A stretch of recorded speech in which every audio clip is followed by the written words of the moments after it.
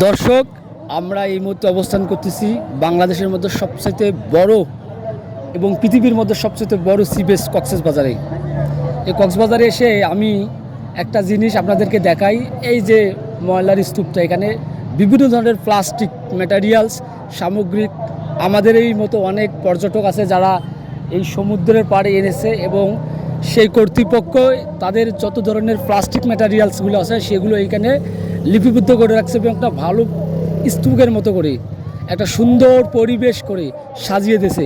এবং আপনারা দেখেন যে এইদিকে এই সি বিচের কিছু কিছু জায়গায় এখনও অনেক প্লাস্টিক বর্জ্য পদার্থ দেখা যাচ্ছে। আপনাদেরকে আমি যদি দেখাই, ওই যে সামনে একটা পলিথিন দেখা যাচ্ছে, তারপর যে ওইদিকে হচ্ছে যে পলিথিন, ওইদিকে নারিকেল এলোমেলো করে এসব কিন্তু প্লাস্টিকগুলোও ফেলতেছে। এই প্লাস্টিকগুলো ফেলার কারণে আমাদের পরিবেশ সহ আমাদের যে সমুদ্র একটা যে সম্পদ, এই সম্পদ কিন্তু আমাদের ধীরে ধীরে একটা নষ্ট হওয়ার পর্যায়ে রয়েছে কিংবা ঝুঁকির মুখে রয়েছে। এই যে দেখতেছেন প্লাস্টিক কারা কে বা জানি খেয়ে এখানে ফেলে রাখছে অযত্নে, হয়তোবা তারা এই যে প্লাস্টিকের যে পরিবেশের জন্য কতটা মারাত্মক ক্ষতিকর তারা হয়তো বুঝে নাই, যার কারণে এভাবে ফেলছে।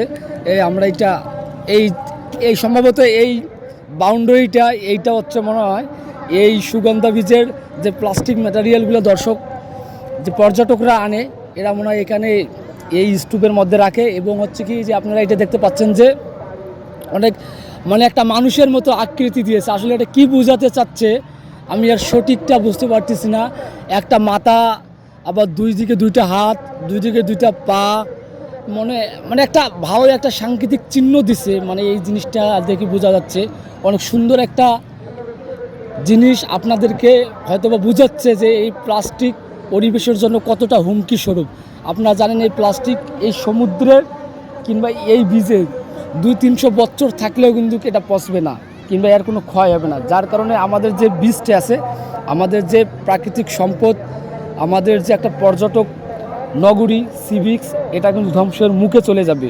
যাই হোক, আপনারা যারা এই সি বিচে আসবেন আপনারা অবশ্যই আপনাদের পরিবেশটার দিকে লক্ষ্য রাখবেন।